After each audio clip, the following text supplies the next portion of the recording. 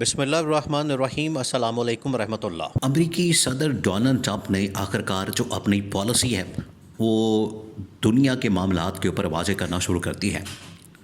پہلی یہ کہ امریکی صدر نے کہہ دیا تھا کہ غزہ کے اوپر جو حملہ کیا گیا ہے یا فلسطین کے اوپر اسرائیل کی جانب سے جو حملہ کیا گیا ہے اس کو بند کرنا ہے۔ اس نے اپنے وہاں پر دوست کو بھیجا، وہ تو بند کروا دیا۔ اس کے بعد کھاتا کھلتا ہے یوکرین کا۔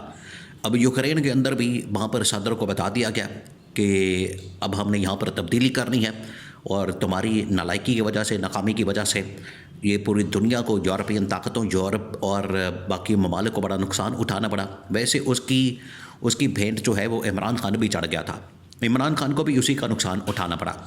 عمران خان جس وقت عمران خان نے اپنا آخری دورہ کیا تھا، آخری دنوں کے اندر، یہ 2022 کے بالکل سٹارٹ کی بات ہے، اپریل 2022 میں عمران خان کی گورنمنٹ کو گھر بھیجا گیا اور جنوری فروری کی بات ہے کہ عمران خان نے وہاں پر یہ دورہ کیا تھا 2022 میں، اور اس وقت ہی یہ یوکرین کی جنگ شروع ہو گئی تھی اور عمران خان اس دورے کے اندر پھنس گیا۔ اس کی آڑ میں عمران خان کی گورنمنٹ کو نکال دیا گیا۔ یہ تانے بانے آپ دیکھیں کہاں جا کے ملتے ہیں۔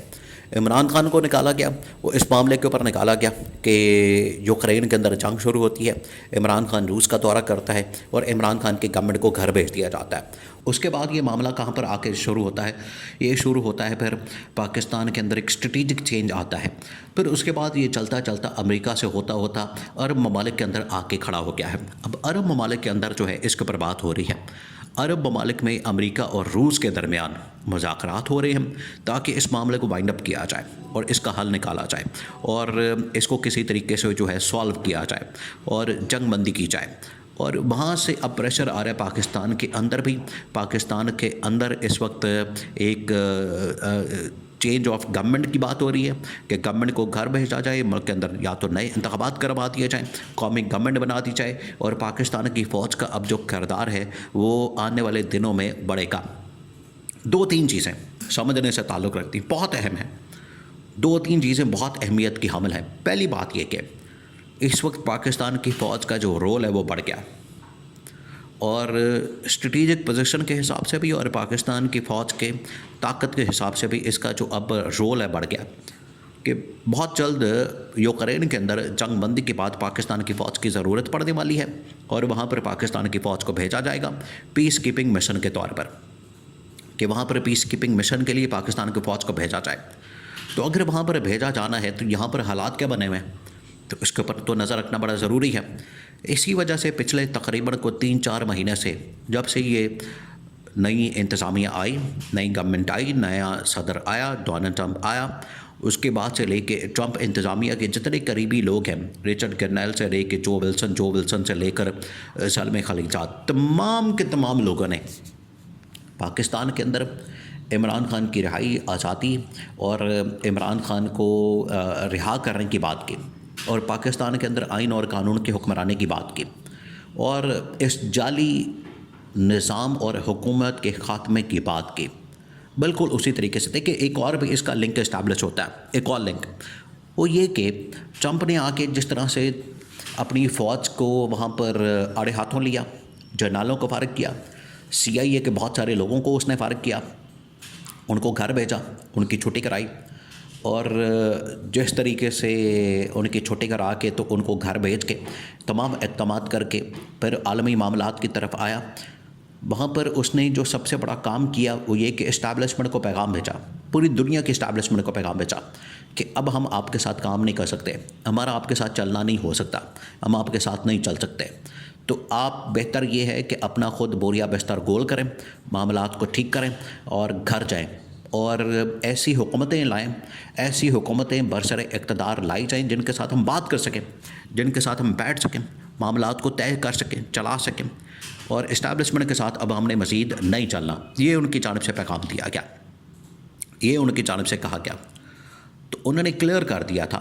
اب پاکستان کو بھی پیغام بھیج دیا گیا ہے کہ اسٹیبلشمنٹ کے ساتھ ہم نے نہیں چلنا، ٹھیک ہے، پاکستان کی فوج کی ضرورت پڑ گئی ہے، وہ ہم نے ضرورت لے لینی ہے، باقی جو ہم نے کام چلانا ہے وہ پاکستان کی حکومت کے ساتھ چلانا ہے۔ اب حکومت یہاں پر مسئلہ بنی ہوئی ہے، حکومت کا تو مسئلہ بنا ہوا ہے، حکومت کا تو پھڈا پڑا ہوا ہے کہ کس کے ساتھ کام کیا جائے، اس جعلی حکومت کے ساتھ، اس جعلی نظام کے ساتھ، اس جعلی شہباز شریف کے ساتھ، وزیر اعظم کے ساتھ کیسے کام کیا جائے۔ وہ اس کے ساتھ کام کرنے کو تیار نہیں، اس کے ساتھ بیٹھنے کو تیار نہیں۔ اس وجہ سے دو آپشن جو ہے پاکستان کے اندر اس وقت موجود ہیں، دو آپشن۔ ایک تو یہ کہ جس کی آج کل بات ہوئی اور بہت سارے صحافیوں نے، بہت سارے رپورٹرز نے، تجزیہ کاروں نے اس کے اوپر بات کی۔ انہوں نے کہا کہ پاکستان میں ایک آپشن یہ ہے کہ قومی حکومت بنا دی جائے۔ اب قومی حکومت کے ساتھ کوئی بات کرے گا؟ قومی حکومت کے ساتھ کوئی عالمی سربراہ انٹریکشن کرے گا؟ ان کے ساتھ کوئی کام کرے گا؟ نہیں کرے گا۔ یہ قومی حکومت کے تجربات پاکستان کے اندر بہت ہو گئے، بہت کر کے دیکھ لیے، اور اس میں کچھ بھی نہیں نکلا۔ یہ جو قومی حکومت کے تجربات ہیں یہ آج سے نہیں ہو رہے، یہ آپ پورا پاکستان کی ہسٹری اٹھا کے دیکھ لیں، اس کو پڑھ کے دیکھ لیں تو آپ کو پتہ لگ جائے گا کہ ہر دور کے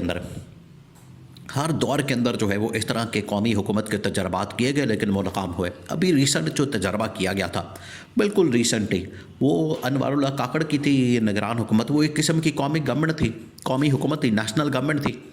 اس کو لانے کا مقصد یہی تھا کہ اس کو لا کے بٹھا دیں، اس کو لا کے ہم یہاں پر انسٹال کر دیں، اور ایکسپرٹس کی حکومت، ماہر جو لوگ ہیں ان کی حکومت۔ تو نکلا کیا؟ الٹا انہوں نے ملک کا بیڑا غرق کر دیا۔